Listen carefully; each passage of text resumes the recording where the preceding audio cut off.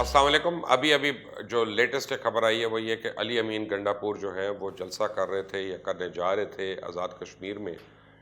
Elections ہو رہے ہیں، آپ کو وہاں پہ پتہ ہے، تو ان کے قافلے کے اوپر انڈے پھینکے گئے اور ان لوگوں کے اوپر انڈے پھینکے گئے اور ان کو علی امین کو وہاں سے نکالنے کے لیے ان کے گارڈز نے ہوائی فائرنگ کی اور ایک جسے پنجابی میں کہہ سکتے ہیں عجیب قسم کا سیاپا جو ہے نا وہ پڑ گیا۔ یہ جو قومی سیاست ہے نا، اس کا بڑا المیہ محاذ رائی اور بد اعتمادی ہے۔ جب ایک سیاسی فریق دوسرے کو قبول کرنے کے بجائے سیاسی تعصب، نفرت، الزام تراشی اور منفی طرز عمل کا مظاہرہ کرے تو اس کا نتیجہ تو انتشار کی صورت میں ہی پیدا ہوگا۔ لیکن اگر آپ نے ابھی تک اس چینل کو سبسکرائب نہیں کیا تو پلیز کر لیں اور بیل آئیکن کو پریس کر لیں تاکہ تازہ ترین اپڈیٹس اور ویڈیوز آپ کو بر وقت ملتی رہے۔ آج پھر آزاد کشمیر میں انتخابی جلسوں میں خطاب کرتے ہوئے مریم نواز نے خوب تنقید کے نشتر چلائی اور کہا کہ کشمیر بیچنے کی سازش امریکہ میں بیٹھ کر رچائی گئی۔ کشمیر بھارت کی جھولی میں ڈال کے 2 منٹ کی خاموشی کا کہتے ہیں اور یہ جیت کر کشمیر کے پہاڑ بھی IMF کو بیچ دیں گے یا گروی رکھ دیں گے۔ پلندری میں تو عمران خان پہ یہ الزام لگا دیا کہ وہ آزاد کشمیر کو ایک نیا صوبہ بنانا چاہتے ہیں، پھر عمران خان کو دھمکی دی کہ سن لیں ان کا یوم حساب قریب ہے، آزاد کشمیر اور پاکستان کی عوام ان سے حساب لیں گے۔ میری نظر میں گندی زبان والے لیڈران اور حکومتی وزیر کشمیر پہنچے ہوئے ہیں اور کشمیر کا ماحول خراب کر رہے ہیں، کیونکہ زبان درازی کی بھی ایک حد ہوتی ہے، لمٹ ہوتی ہے۔ اب ایسا لگتا ہے کہ آزاد کشمیر میں انتخابی مہم جو ہے وہ جگت بازی اور گالم گلوچ کے آخری مرحلے میں داخل ہوتی جا رہی ہے، کیونکہ ہر مسئلے کی ذمہ دار حکومت ہوتی ہے تو شروع حکومت سے ہی کرتے ہیں۔ علی امین گنڈا پور الیکشن مہم کے آغاز میں ہی تنازعات کی زد میں آ گئے تھے جب ان کی مبینہ طور پہ پیسے بانٹنے کی ویڈیو منظر عام پہ آئی۔ اس کے بعد وزیر موصوف اپنی تقریر میں نامناسب الفاظ کے استعمال پر بھی خبروں کی زینت بنے رہے۔ پھر ان کی جانب سے 500 ارب روپے کے فنڈز کا اعلان بھی کر دیا گیا جو PTI الیکشن جیتنے کی صورت میں وہاں کی حکومت کو دینے کا ارادہ رکھتی ہے۔ اب آزاد کشمیر میں ایک انتخابی جلسے سے خطاب کرتے ہوئے علی امین گنڈا پور نے سابق وزیر اعظم ذوالفقار علی بھٹو کو غدار اور سابق وزیر اعظم میاں نواز شریف کو ڈاکو قرار دے دیا۔ یوں یہ بدزبانی کشمیر سے پارلیمنٹ تک پہنچ گئی ہے۔ گزشتہ روز سینٹ میں جو زبان استعمال ہوئی، جو ہنگامہ ہوا، جو الزامات لگے، وہ انتہائی باعث شرمندگی ہیں۔ علی امین گنڈا پور کی جانب سے بھٹو کو غدار کہنا ایک نیا پنڈورا باکس کھولنے کے مترادف ہے۔ ایسا لگتا ہے حکومت تصادم کی نئی راہیں کھول رہی ہے اور سینٹ میں اپوزیشن بینچ سے جو نعرے لگے وہ بھی اس مقدس زبان کی بے حرمتی ہے اور خود حکومت کے لیے لمحہ فکری ہے۔ اپوزیشن کی بات کریں تو عمران خان کو بزدل کہا جا رہا ہے۔ نون لیگ تو آزاد کشمیر کے اندر بھی دھاندلی کا اندیا دے کر ان الیکشنز کو بھی متنازع کرنے پہ لگی ہے جو بھی ہوئے ہی نہیں۔ مریم نواز تو بھرپور انتخابی مہم چلا رہی ہیں مگر جیت کے چانسز ان کے کم ہیں۔ جو کچھ وہ روزانہ ارشاد فرما رہی ہیں اس کا خلاصہ یہ ہے کہ عمران خان نے کشمیر کو بیچ دیا۔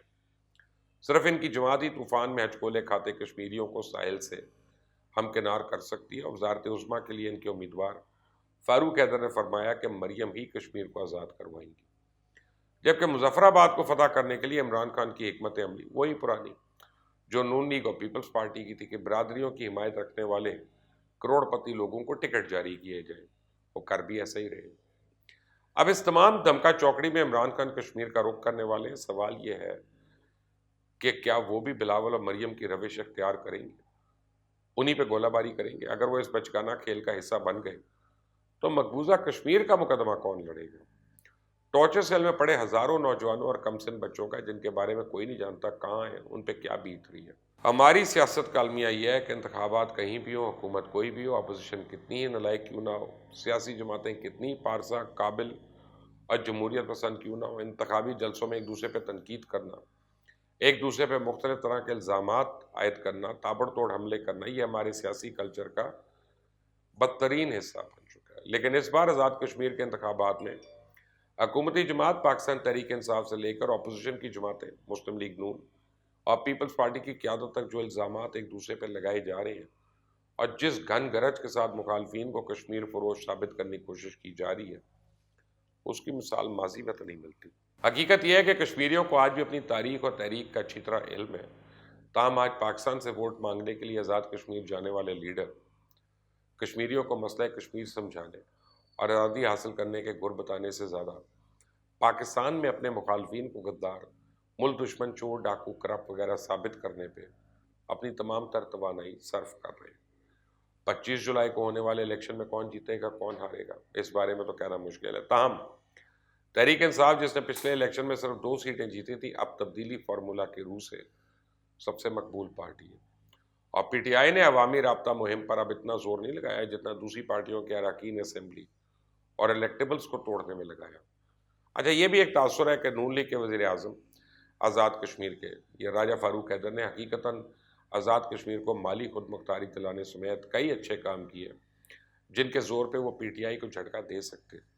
پیپلز پارٹی میں بھی کئی تجربہ کار لوگ موجود ہیں جو اپنی سیٹیں جیت سکتے ہیں، لیکن پانسا پلٹنے کے لیے بہت زیادہ محنت کرنی ہوگی۔ دوسری جانب حکومت کا ایک مشن شہباز شریف ہے۔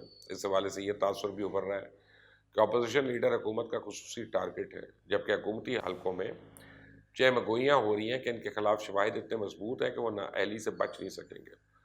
مسلم لیگ نون کا کہنا ہے کہ حکمران اپنی عدم کارکردگی کی وجہ سے بوکھلاہٹ کا شکار ہے۔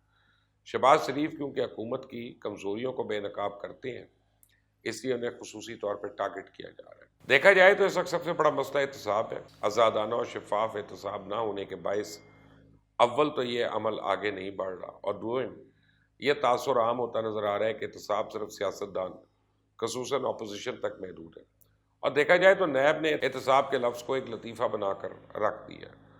اب اس ساری مارا ماری اور الزامات کی جنگ میں انتخابی اصلاحات کا معاملہ سیاسی طور پہ ٹیڑھا ہو گیا۔ پہلے کچھ امید پیدا ہو چلی تھی کہ حکومت اور اپوزیشن جماعتیں اپنے اختلافات کم کرنے کی طرف بڑھ رہے ہیں، پر اب روز بروز تلخیاں بڑھتی جا رہی ہیں۔ ابھی تک جماعت اسلامی کے سوا تمام اپوزیشن جماعتوں نے حکومت کی انتخابی اصلاحات کی بیشتر تجاویز کو مسترد کیا۔ وہ نہ الیکٹرانک مشین کے ذریعے ووٹنگ کے حق پہ، نہ بیرون ملک رہائش پذیر پاکستانیوں کے ووٹ ڈالنے پہ راضی ہیں، کیونکہ تقریباً 80 لاکھ اوورسیز پاکستانیوں کی ایک بھاری اکثریت حکومتی جماعت تحریک انصاف کی حامی سمجھی جاتی ہے۔ یوں 10-15 لاکھ اوورسیز نے بھی اگر اگلے عام انتخابات میں ووٹ ڈال دیا تو 30 سے 40 انتخابی حلقوں میں تحریک انصاف کے امیدواروں کو فائدہ ہو سکتا ہے۔ دوسری طرف آصف علی زرداری کی پیپلز پارٹی کو الیکٹرانک ووٹنگ مشین قابل قبول نہیں۔ حکومت کی مجوزہ ترمیم کے تحت ووٹر فہرستیں بنانے کا اختیار الیکشن کمیشن کی بجائے نادرا کو مل جائے گا۔ اپوزیشن اور الیکشن کمیشن اس کی مخالفت کر رہے ہیں۔ ان کا خیال ہے کہ اس اقدام سے الیکشن کمیشن تو بیکار ہو جائے گا، ناکارہ ہو جائے گا۔ بہرحال یوں انتخابی اصلاحات کا معاملہ بڑا اہم ہے، کیونکہ صاف ستھرے الیکشن پہ جمہوری نظام کی بنیاد ہے۔ بدقسمتی سے ہر الیکشن کے بعد ہارنے والی جماعتیں انتخابی عمل میں شدید دھاندلی کی شکایت کرتی ہیں۔ کبھی ووٹنگ سے پہلے دھاندلی کا شور ہو جاتا ہے، کبھی ووٹنگ کے بعد پولنگ اسٹیشن پہ گنتی اور ریٹرننگ آفیسر کے دفتر میں نتائج مرتب کرنے میں دھاندلی کے الزامات عائد کیے جاتے ہیں۔ بہرحال ہمارا سارا سیاسی کلچر اب ایسا گلا سڑا ہے کہ کوئی طریقہ اختیار کر لیا جائے، شکست کھانے والا اپنی ہار نہیں مانے گا۔ پاکستان میں مسئلہ صرف یہ نہیں کہ الیکشن صاف ستھرے و منصفانہ ہو، بلکہ دشواری یہ ہے کہ اس ملک کے سیاستدان ہر صورت حکومت میں رہنا چاہتے ہیں۔ ہمارے سیاستدان جاگیردارانہ اور قبائلی مزاج کے حامل ہیں۔ ان کا خیال ہے کہ چودراہٹ اور سرداری ہمیشہ ان کے پاس رہنی چاہیے، الیکشن تو محض رسمی کارروائی ہے۔ اور یہ بھی درست ہے کہ عملی سیاست سمجھیں اور کچھ اور کریں کچھ دو اصولوں پر چلتی ہے۔ تحریک انصاف کو قومی اتفاق رائے پیدا کرنے کے لیے اپنی انتخابی تجاویز میں لچک پیدا کرنی ہوگی۔ اس پوری اپوزیشن جماعتیں بھی حکومت کو ہر بات کو رد کر کے کوئی فائدہ نہیں اٹھا سکتی۔ تمام فریقین کو ایک دوسرے کے لیے گنجائش پیدا کرنی ہوگی۔ ضروری نہیں کہ الیکشن کے عمل میں بہتری کی تمام کوششیں ایک ہی قانونی ترمیم کے ذریعے نافذ ہو جائے۔ اب آپ کیا رائے رکھتے ہیں؟ مجھے نیچے کامنٹ سے بتائیے گا۔ جو بھی سوال آپ کے ذہن میں آئے اس کے حوالے سے بھی نیچے لکھ دیجیے گا، میں کوشش کروں گا جواب دینے کی۔ دعاؤں کی درخواست ہے۔ پاکستان اور پاکستانیوں کو اللہ اپنی امان میں رکھے۔ انٹل نیکسٹ ٹائم، اللہ حافظ۔